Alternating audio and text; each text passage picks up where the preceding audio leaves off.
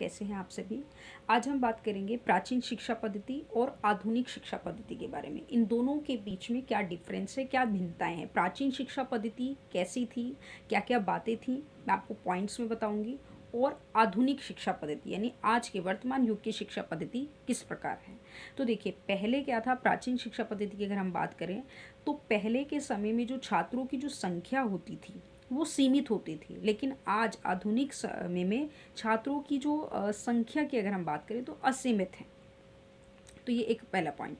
दूसरा, पहले प्राचीन शिक्षा पद्धति में क्या होता था, जो शिक्षा थी, शिक्षा का जो महत्व था वो वैचारिक गुणवत्ता के आधार पर था, यानी वैचारिक गुणवत्ता पर काफ़ी जोर दिया जाता था। शिष्य के, बच्चों के, स्टूडेंट्स के विचारों के आधार पर जो गुरु हैं वो उनकी शिक्षा का आकलन करते थे। लेकिन आज के समय में शिक्षा जो है वो क्या है, अंकों पर आधारित है, यानी अंकों पर आधारित गुणवत्ता का ही आकलन किया जाता है। ये शिक्षा की जो गुणवत्ता है, इंपॉर्टेंस की अगर हम बात करें तो वो नंबरों से, अंकों से आंकी जाती है, लेकिन पहले ऐसा नहीं था।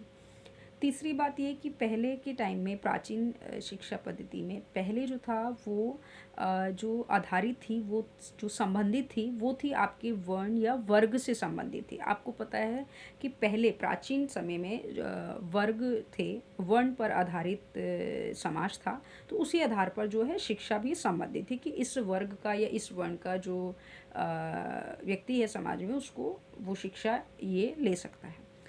और आज क्या है, आज जो शिक्षा है वो वर्ण या वर्ग पर आधारित नहीं है, यानी वर्ण या वर्ग के आधार पर आज के समय में भेद नहीं किया जा सकता। आप किसी भी वर्ण से हैं, किसी भी वर्ग से है, शिक्षा ले सकते हैं, कोई भेद नहीं किया जाता है।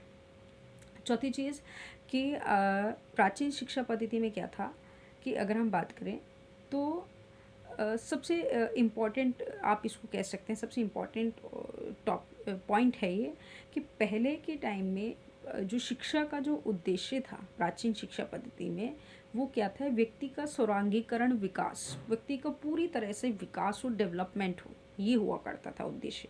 लेकिन आज के समय में शिक्षा क्या है, व्यवसाय से जुड़ गई है, एक व्यवसाय, एक बिजनेस बन गया है ये। तो इस प्रकार हमने जाना कि प्राचीन शिक्षा पद्धति और आधुनिक शिक्षा पद्धति में दोनों में क्या डिफरेंस है, पहले के समय में शिक्षा किस प्रकार थी और आज के समय में शिक्षा किस प्रकार है।